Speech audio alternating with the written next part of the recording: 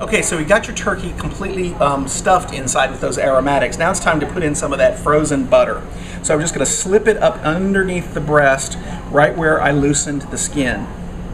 So a little blob, and then a blob out here by the, that's a French term, blob, out here by the leg, so it'll get the thigh and some of those great herbs and spices and seasonings in there, a little underneath that leg right there.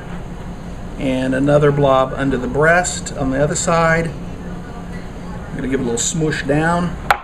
And one piece right up underneath this side of the breast here. There we go. And then a little bit more of the aromatics in the other end, which may or may not stay in there. We'll have to take a look at it. We'll see how it goes. And again, all of this just adds flavor. It's not something that we're going to end up eating. This will all be just tossed away. It's just adding flavor. It makes the juices taste really, really good too. So our bird has kind of an odd shape to him now. So let's do a little tie up to get him tied more into a normal turkey shape so that he looks beautiful for the table. This is always a challenge when your hands are a little slippery.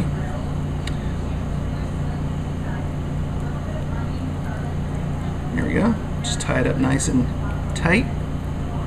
Just want the legs, and I always put them in a bow.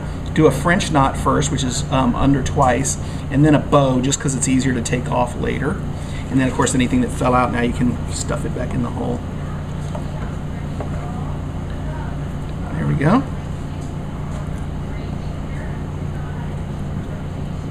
And the last step then is we need to get this wings underneath. And so we just take them back like this, and like you were doing some kind of an exercise at the gym, just pull the wings back and tuck them under.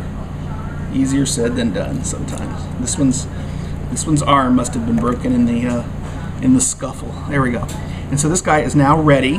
I'm just going to grab a roasting pan, and in that roasting pan I already have a rack, so that it's this happens to be a silicone one, so that it washes really easy, but it keeps the bird up off the bottom. The other advantage of keeping the bird up off the bottom of the pan also is you get that dark meat up above the sides of the pan, and it cooks a little faster too. And then I've got this thing that looks kind of like a bladder, but it's actually called a silicone sling, and it's designed so that you can then lift the turkey out with it. So we're going to put this guy on here. He's all ready to go. Lost an apple, stick him underneath there. We're going to finish it off